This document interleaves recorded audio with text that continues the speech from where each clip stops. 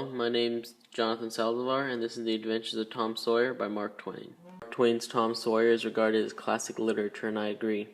My opinion about this book is that it should stay on the 101 books to read before college.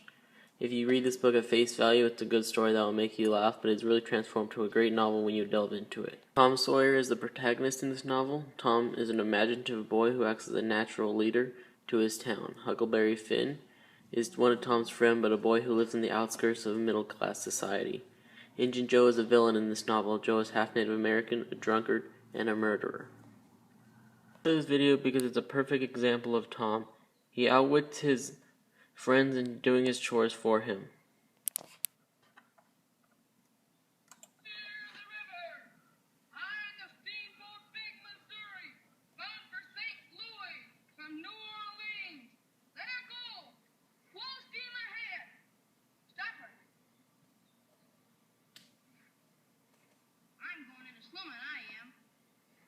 You'd rather work. What do you call work? Or ain't that work? Well, all I know is it suits Tom Sawyer. Say, let me whitewash a little. Think I'd let a dude whitewash? Oh, come on now. I'd let you if you was me. No. If it were the inside, I wouldn't mind. And Aunt Polly wouldn't. But she's awful particular about the outside. Oh, shucks. I'd be careful. I'll give you the rest of my apple.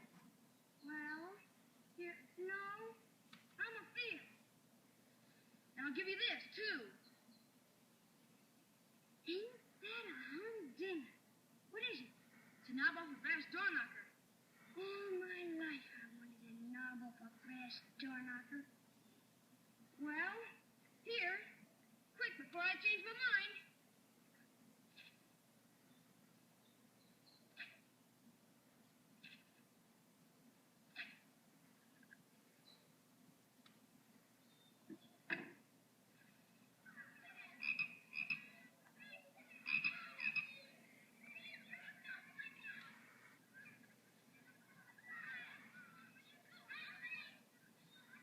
Theme, I think, is moral and social maturation. Conflict, Tom and Huck think the main conflict is between them and Injun Joe, because they want his gold and he wants to kill them, but I think it's between Tom and the expectations and rules of adult society. Their style, Mark uses a joyful and lighthearted tone to create a humorous mood. He uses contraction and slang to give life to Tom and Huck's speech. The small touches go a long way to making them sound like real boys. The most obvious rhetorical device he uses is foreshadowing and allegory. Here are some examples. The first is a conversation between Tom and Huck. Tom, if we'd have left the blam tools by the dead tree, we'd have got the money. Oh, ain't it awful? Tain't a dream then, tain't a dream. Somehow I most wish it was. A dogged if I don't, Huck.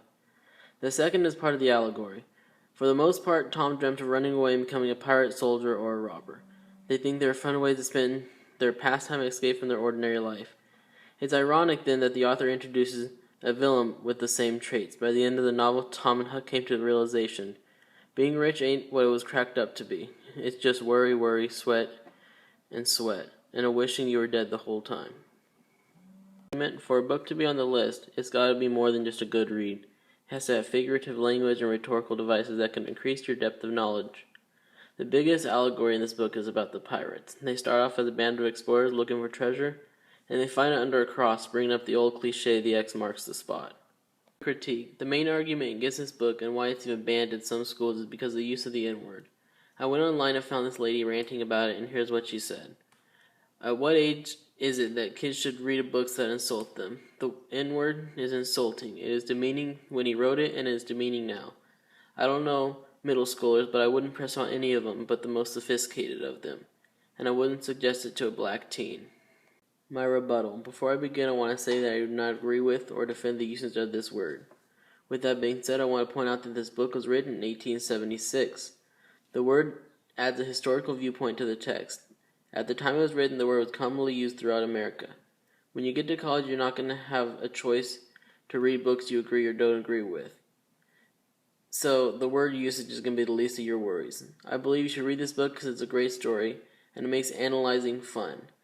Because it has a lot of information and history embedded into this novel.